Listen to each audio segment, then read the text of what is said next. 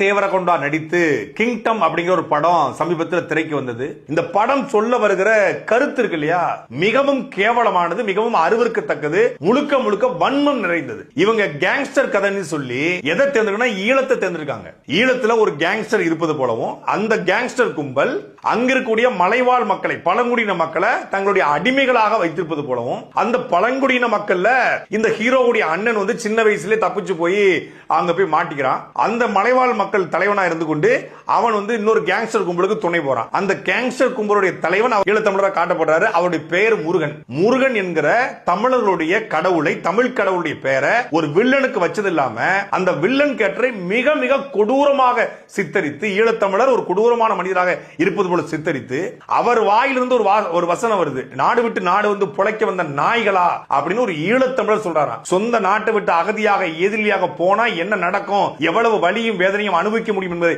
உணர்ந்த ஈழத்தமிழர்கள் இன்னொரு நாட்டிலிருந்து பிழைக்க வருபவனை நாடு விட்டு நாட்டு பிழைக்க வந்த நாய்களா என்று சொல்லுவாங்களா? அப்படி ஈழத்தமிழர் வந்து இன்னொருத்தங்களை சொல்ற மாதிரியான ஒரு காட்சி அமைப்பு ஒருத்தன் வைக்கிறான்னா அவன் எவ்வளவு வன்மம் நிறைந்து இருப்பான். இது முழுக்க முழுக்க ஒரு புரபகண்டா திரைப்படம்.